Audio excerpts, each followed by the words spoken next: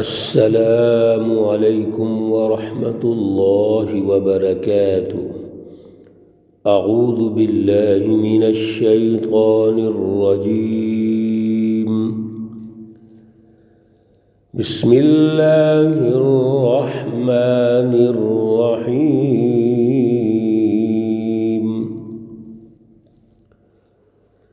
لِيَغْفِرَ لَكَ اللَّهُ مَا تَقَدَّمَ مِنْ ذنبك وما تأخر ويتم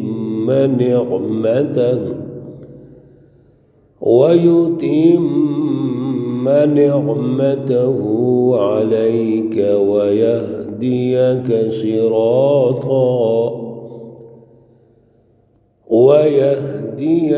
صراطا مستقيما وينصرك الله نصرا عزيزا۔ صدق الله العلي العظيم۔ اللهم صل على سيدنا ومولانا محمد النبي الأمي وعلى آلہ واصحابہ وبارک وسلم وصلی علیہ۔ معزز سامعین و سامعات، پارہ نمبر 26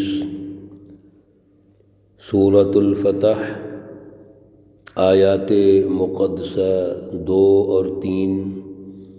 اللہ رب العزت ان آیات کا فہم اور شعور عطا فرمائیں اور عمل کی توفیق اور صلاحیت عطا فرمائیں۔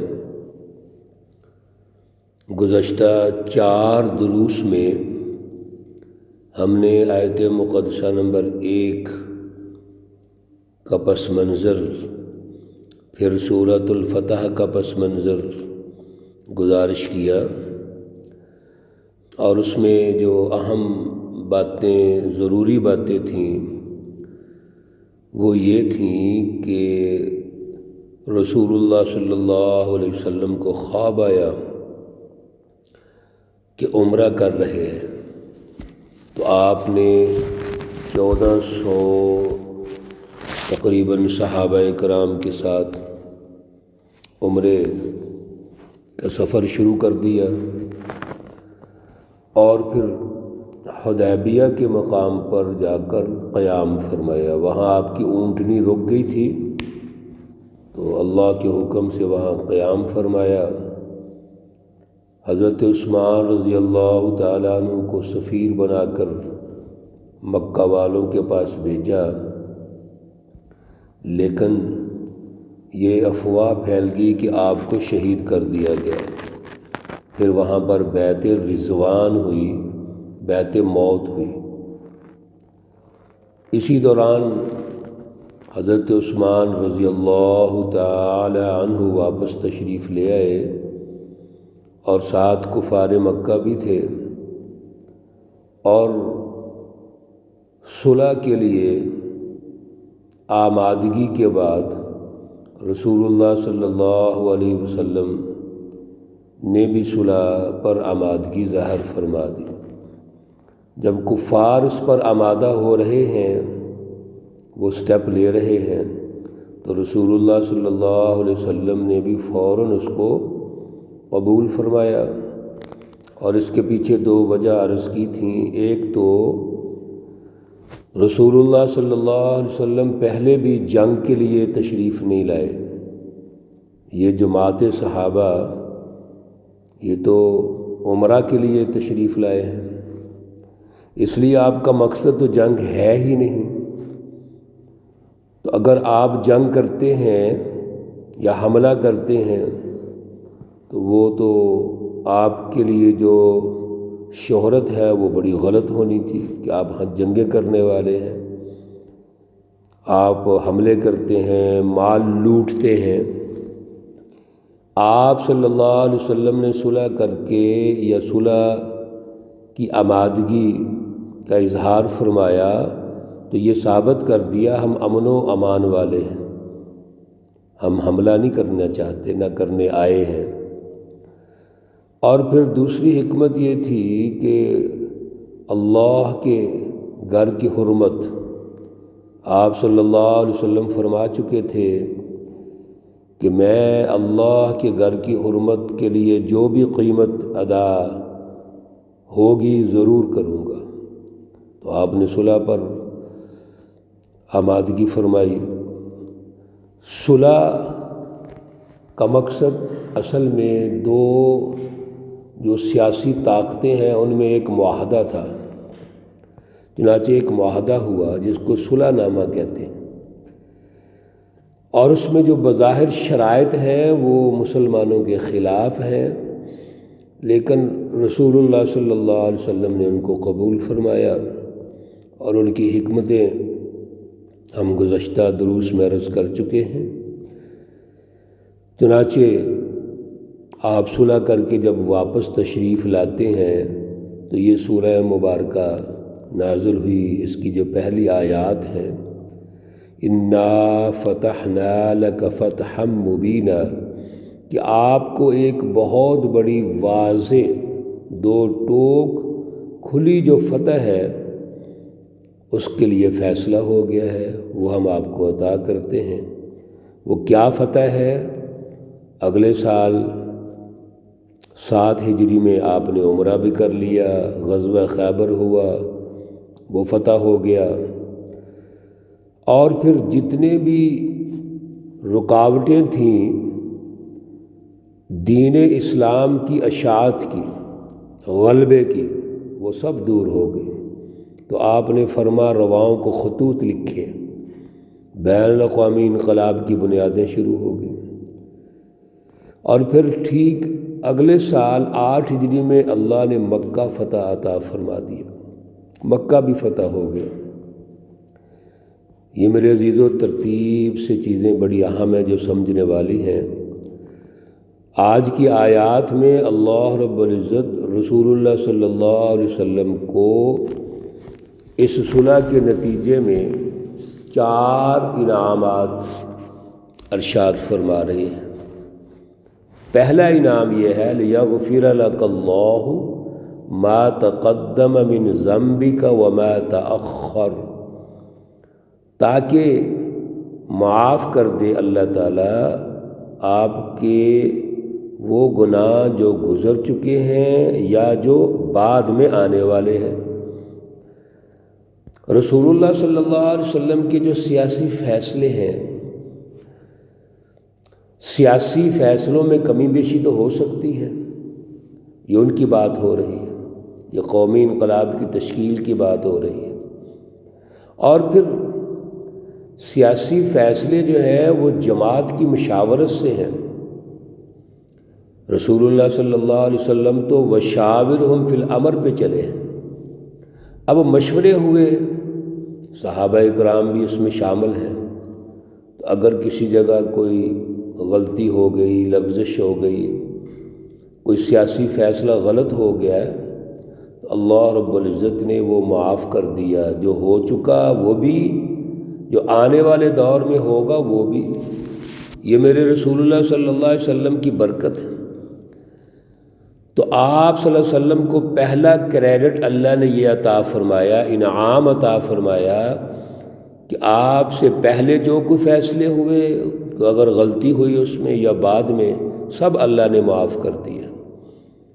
لیکن میرے عزیزو، رسول اللہ صلی اللہ علیہ وسلم اس معافی کے باوجود اللہ کی عبادت، اللہ کا قرب حاصل کرنے کے لیے اور زیادہ عبادات بھی کرتے تھے اور توجہ بھی رکھتے تھے۔ عام طور پر تو یہ ہوتا ہے ایک بندے کو معافی ہوگی پھر جو مرضی کرے گا وہ، لیکن ہمیں جو تربیت ملتی ہے پیارے رسول اکرم صلی اللہ علیہ وسلم سے، وہ ہمارے رہبر ہیں، ہمارے نبی ہیں، وہ یہ ہے کہ اللہ نے معاف کر دیا تو آپ اللہ کے حضور اور پیش ہو رہے ہیں، اور جد و جہد کر رہے ہیں، آگے بڑھتے جا رہے ہیں۔ یہ ہمارے لیے تربیت ہے۔ دوسرا انعام وَيُتِمَّ نِعْمَتَهُ عَلَيْكَ، اور پورا کر دے تجھ پر اللہ اپنی نعمت۔ اللہ کی نعمت کیا ہے؟ الیوم اکملت لکم دینکم واتممت علیکم نعمتی ورضیت لکم الاسلام دینا۔ اللہ نے جب دین کو مکمل کیا تو وہاں بھی فرمایا کہ میں نے اپنی نعمت تم پر پوری کر دی ہے۔ اللہ کی نعمت یہ ہے کہ انسانیت پر اللہ کا دین غالب ہو جائے۔ تو قومی انقلاب آ گیا۔ اب قومی انقلاب کے بعد بین الاقوامیت میں جو قدم رکھا ہوا ہے تو یہ بین الاقوامی انقلاب بھی آئے گا۔